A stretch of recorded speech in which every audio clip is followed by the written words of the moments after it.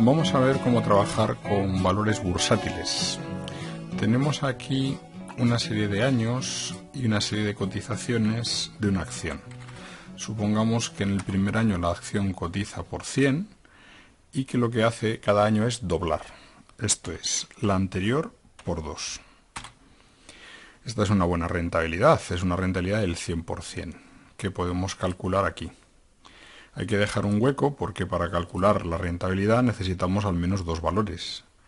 La forma de calcular esto en porcentaje es valor final dividido valor inicial menos 1. Y eso nos tiene que dar el 100%. Esto lo vamos a copiar hacia abajo, suponiendo que cada uno de los años que tenemos en la serie se sigue doblando. Y vemos que la rentabilidad de cada año, esto es, entre el precio inicial y el precio final de cada año, sigue siendo el 100%. Eso se puede interpretar como que si un inversor entra en el 2015 invirtiendo por 100 y sale en el 2016 habiendo obtenido 200, su rentabilidad es del 100%. Si un inversor B entra en el 2016 y sale en el 2017, ha comprado por 200 y al final ha vendido por 400, obteniendo también una rentabilidad del 100%. Y así sucesivamente, un inversor C que entraría en el 17 y saldría en el 18, y un último inversor que entraría en el 18 y saldría en el 19. Todos estos inversores obtendrían una rentabilidad del 100%. Vamos a ponerlo aquí, que tanto el señor A como el B, como el C, como el D, cada uno de esos cuatro, si mantiene la inversión durante un año, está obteniendo durante ese año el 100%. Vamos a realizar un gráfico con estas dos columnas. El gráfico va a ser de dispersión. Vamos a elegir este y ya tenemos aquí el gráfico. Lo que vemos es que existe una curva que nos da el precio. A la vista del gráfico, podríamos pensar que los inversores que han invertido en los últimos años están obteniendo mayor rentabilidad que los inversores que han obtenido los primeros años. Concretamente, el inversor A, que es el que tiene la inversión entre el 2015 y el 2016, vemos que su precio está en esta zona. Y visualmente nos puede parecer que ha obtenido menor rentabilidad que el inversor D, que es el que está en el último tramo. Esto se corrige si en lugar de representar el precio de esta forma, se establece en el eje vertical una escala que tiene preparada Excel. Pulsamos botón derecho, nos vamos a dar formato al eje y dentro de las posibilidades vemos que existe escala logarítmica. Marcando aquí, podríamos cambiar la base, podemos poner, por ejemplo, base 2 y cerrar. Esto lo que hace es que la curva, que era una exponencial, esto es, con crecimiento más que proporcional, se ha convertido en una línea recta, lo cual de forma visual nos hace comprender que los cuatro inversores tienen todos ellos la misma rentabilidad. Por lo tanto, cuando los incrementos de rentabilidad son muy fuertes o estamos viendo una serie histórica muy larga, conviene establecer escala logarítmica o semilogarítmica. Se la llama así dependiendo del tipo de gráfico que hagamos, o mejor dicho, de la herramienta que proporcione el gráfico.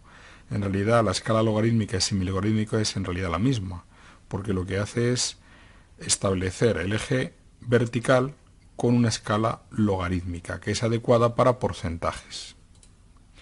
Esto lo podemos ver si nos vamos a Internet y vemos gráficos bursátiles reales. Nos vamos a Google y vamos a poner Yahoo Finanzas.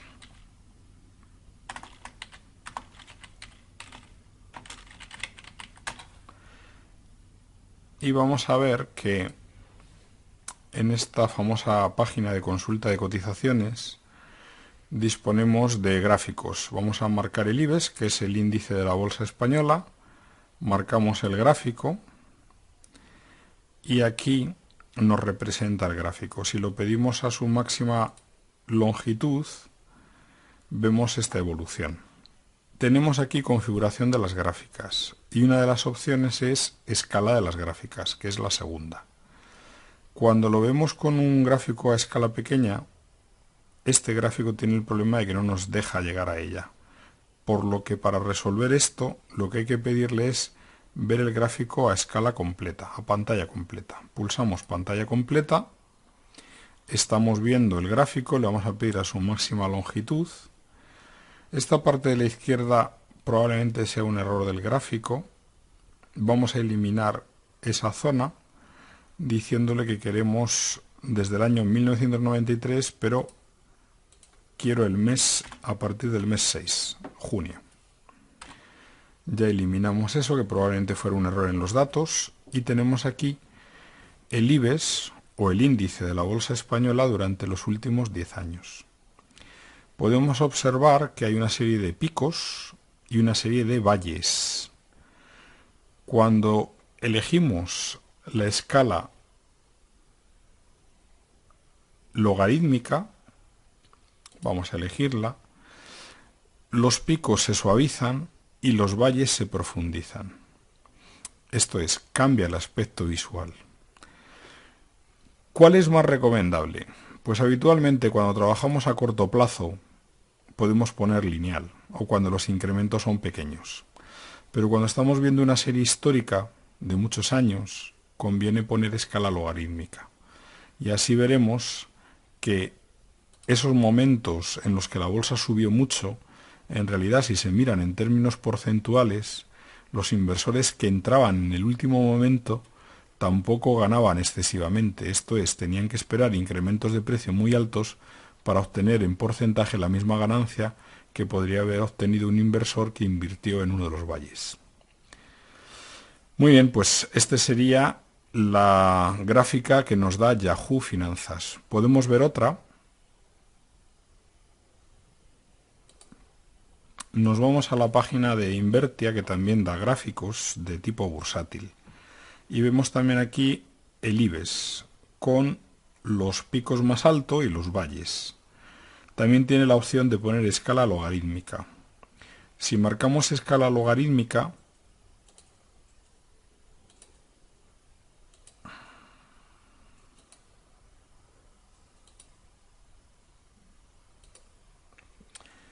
y pedimos que nos dé el IBEX, vemos el IBEX donde esos picos han quedado matizados, han quedado más suavizados y esos valles han quedado profundizados.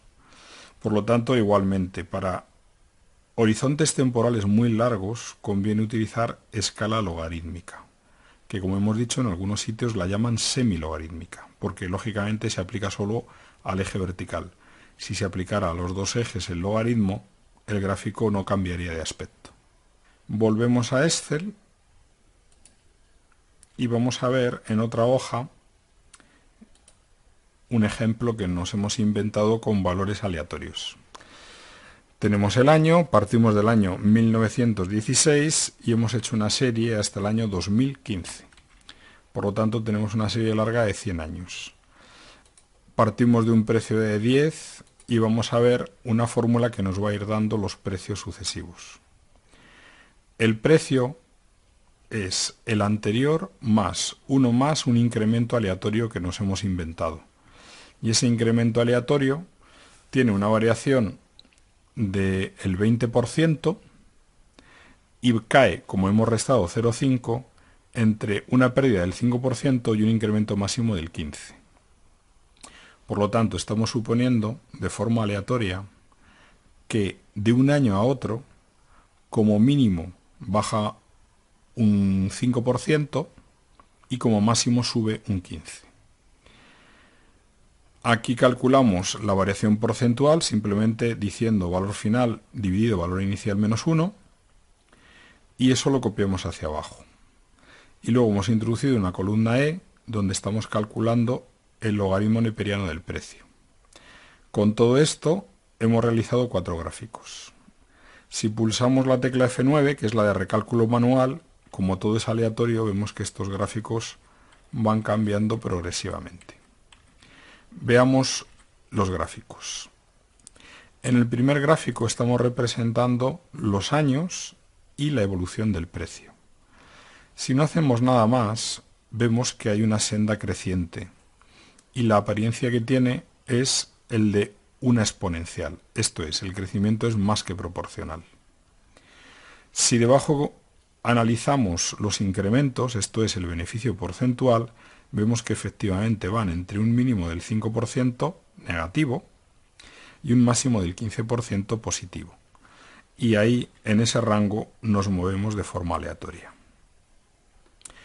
Esto hay que corregirlo, puesto que es una serie larga, y para 100 años nos da esta apariencia del precio, que hay un incremento de tal forma que en los últimos años da la sensación de que estamos ganando más que en los primeros, cuando no es cierto. Si analizamos el incremento, siempre estamos en ese margen, entre el menos 5 y el más 15.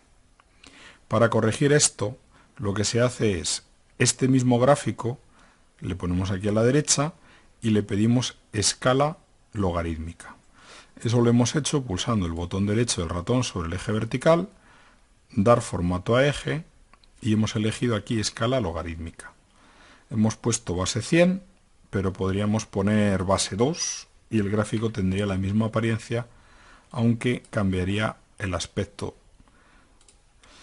Se sabe que estamos en un gráfico de escala logarítmica, aunque no nos lo digan, porque vemos que la escala en vertical no es lineal, esto es, la distancia que hay entre 1 y 8, aparentemente en centímetros, si lo midiéramos, es la misma que hay entre 8 y 64, en cambio, entre 1 y 8 no hay el mismo número, esto es, la misma diferencia que entre 8 y 64.